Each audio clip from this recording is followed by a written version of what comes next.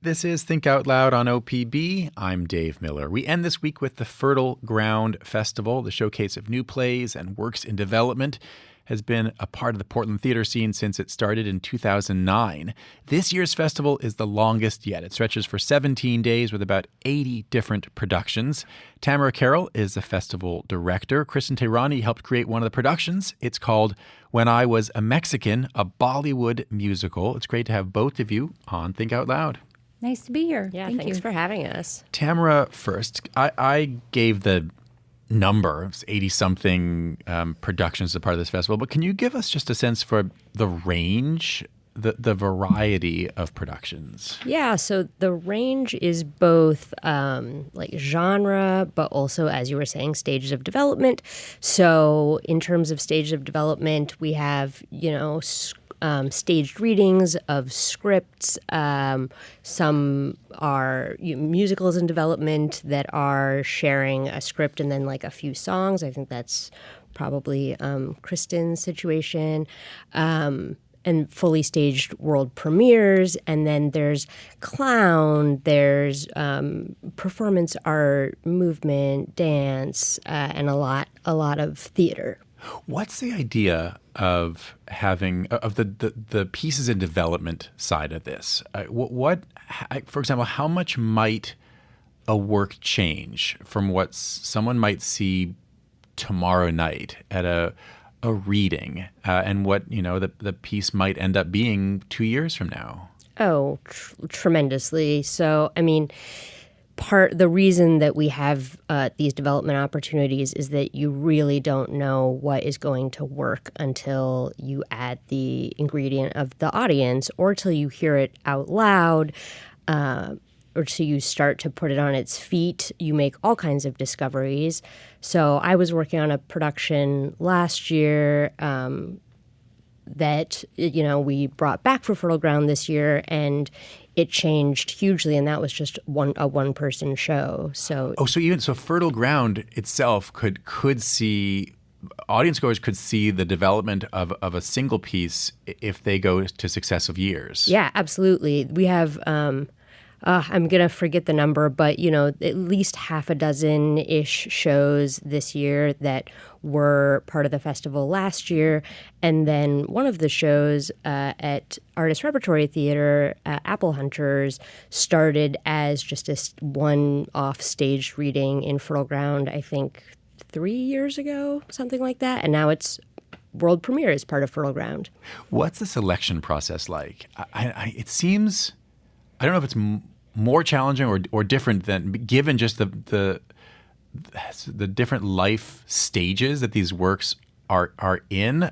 I imagine that the selection process is challenging.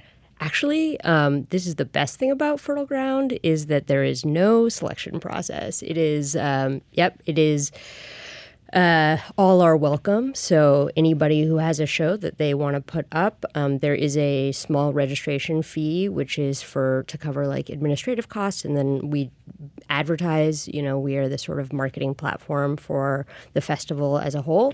But yeah, we do not. You're not gatekeepers. We are not gatekeepers. That's exactly right. A kind right. of theatrical Wild West. That's exactly. You said this is the is. best part of it. So what does that mean for what audiences are potentially exposed to? Yeah, it means that you don't know. The Wild West is such a great metaphor for it, because I like to use the phrase like adventurous viewing. You could go to any, there folks have shows that are in a house, in a found space. And some are extremely established, like Artist Repertory Theater, right? Long-standing professional theater. And some are like, I have always wanted to tell this story, and so like I'm going to figure out how to put it on stage, and it might be pretty rough, to be honest. But that's part of the adventure. Caveat emptor, caveat watcher. Kristin, this is a good time to go to you. I mentioned, the title of the piece that you were your life was the inspiration for, and you're a co-producer of this now. It's called When I Was a Mexican, a Bollywood musical. Yes. So before we get to the the subtitle, the Bollywood musical part. Let's address the first part. When I was a Mexican, what were you told growing up about your birth father? Well, thanks for jumping right in to the point, Dave. As you said, the story is inspired by, it's taken some liberties from my real life story, which is for my life until I was 50, so most of my life, I'm now over 50, I identified as Latina. As Latina, Hispanic, sometimes specifically I would say Mexican, which is what I was told. I believed that I was Mexican. That was the family history, family story. And at the age of 50, I took a DNA test and found that in fact was not true.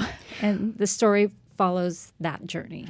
Let's have a listen to part of a song from this musical in progress. This song is called Everyone Has a Family.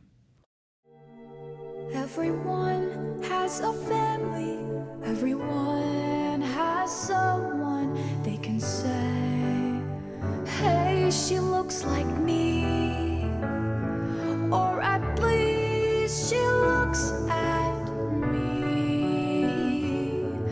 We see, together we're seeing, we see, together we.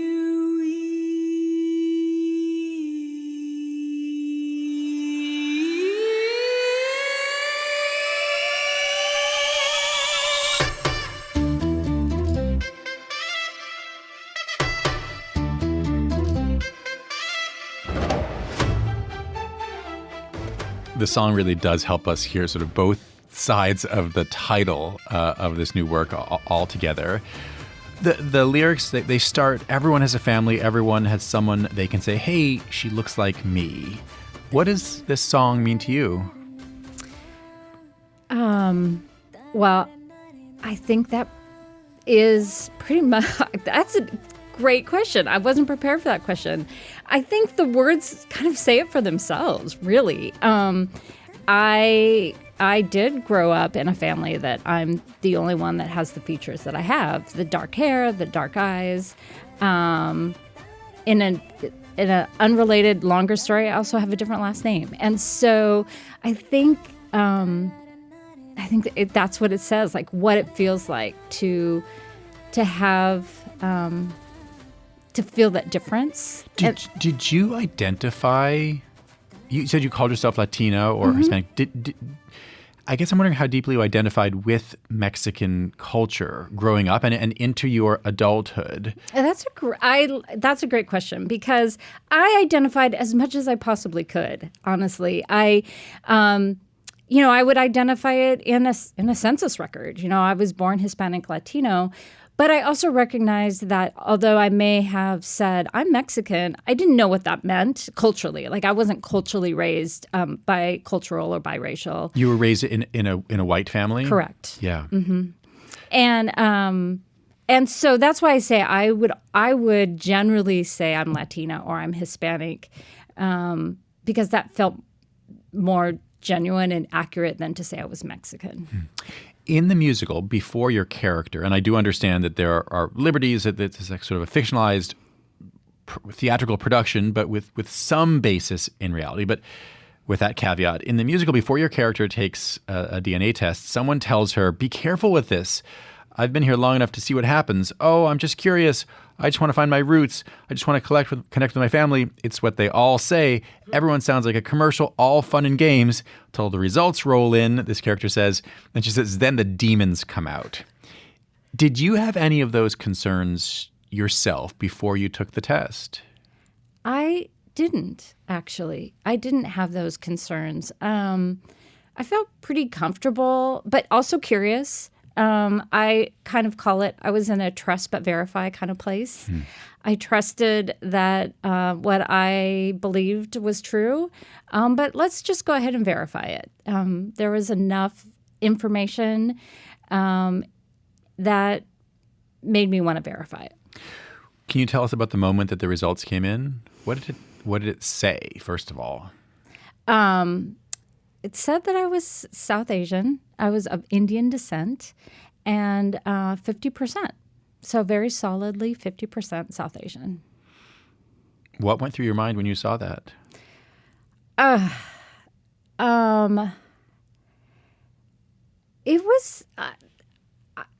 It was a surprise for sure. I didn't expect it. And at the same time, I was like, okay, there we go. Now we know. So it was both a surprise and at the same time, okay, good, clarity. So it was a mix of a lot of things, and then then there was more to come after that, including turning that somehow into a Bollywood style musical. How did that happen? Well, so my partner, my co-producer, Alicia Christiansen, she and I have a mutual friend. And so we've known each other for probably a couple decades. And a few years ago, she and I were at a 50th birthday celebration of this mutual friend. We were in Hawaii. And what tends to happen when you're on vacation with a bunch of girlfriends and having a great time, there are lots of stories over the course of 5 days. And one of the stories that came up is me sharing with the group my story of identity and discovery. And Alicia, being the brilliant creative playwright that she is, was fascinated by the story. And during that time, we all kind of mused and played around with the idea, well, what if this is a musical? What would we do? Fast forward a couple years later, actually last year, Alicia decides to write the story. She is very familiar.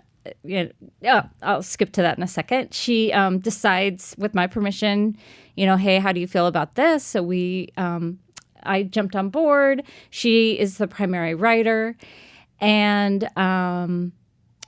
had, through a couple of table readings, we were encouraged to keep going. Basically, we had some support from our now choreographer. And it just kind of grew from there. It took on a life of its own, and she's familiar with Fertile Ground. So we applied to a grant with the Fertile Ground Festival, which is I'll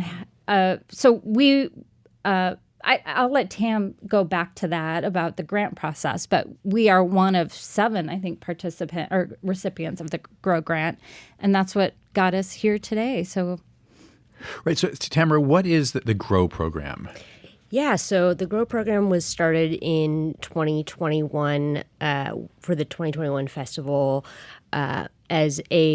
when a lot of theaters were sort of reckoning with and trying to think about how they were going to include voices and representation that hadn't been cultivated or welcomed. And so that is very much what the program still is. It started out as a straight sort of mini grant program. Here's $500 to folks whose stories we don't see on stage often enough, or who are, artists who are part of communities whose stories aren't represented, who aren't given as many opportunities.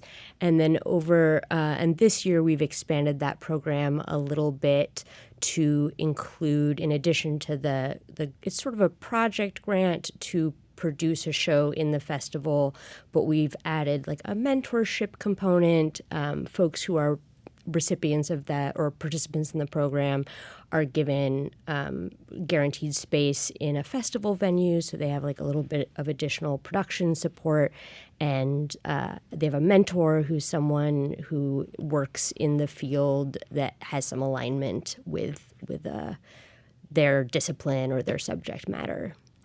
I'm talking right now with Tamara Carroll, the Fertile Ground Festival director, and Kristin Tehrani. The inspiration for one of the performances is happening next week as part of the festival. It's called When I Was a Mexican. We asked folks on Facebook what they love about live theater. We got some great responses. Melissa Martin wrote, being able to appreciate the hard work, energy, and talent of fellow human beings in person. Jane Stravig Cravens wrote, it feels so fresh and so much more intense than a screen and the audience reactions.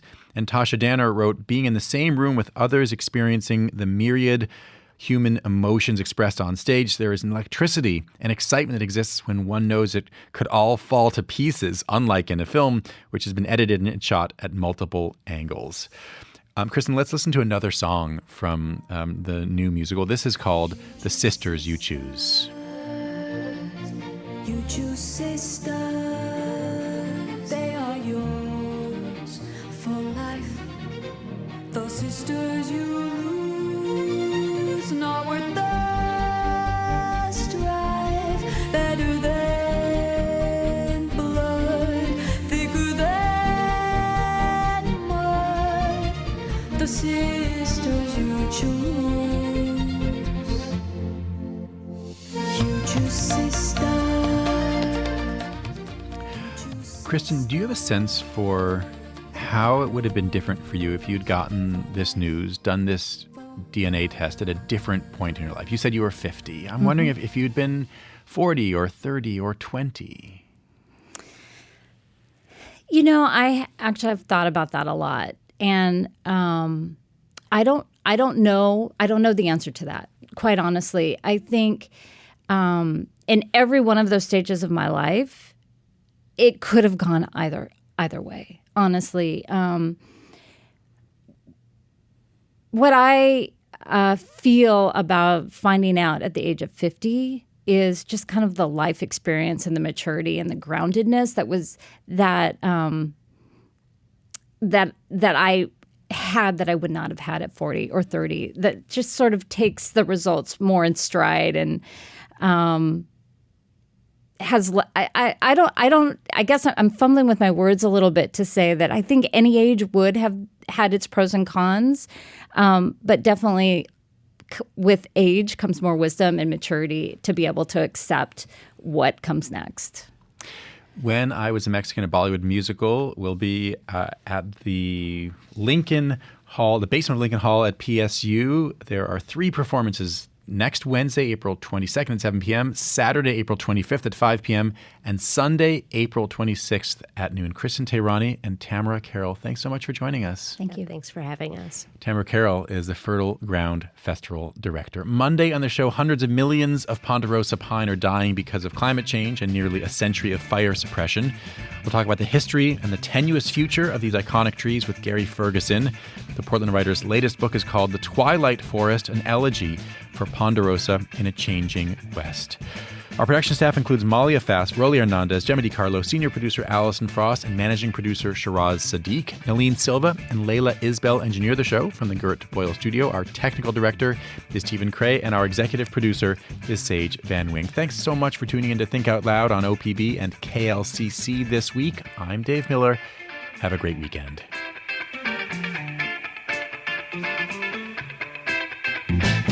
Think Out Loud is supported by Steve and Jan Oliva, the Rose E. Tucker Charitable Trust, Michael, Kristin, Andrew Kern, and Anna Sanford, and the Jackson Foundation.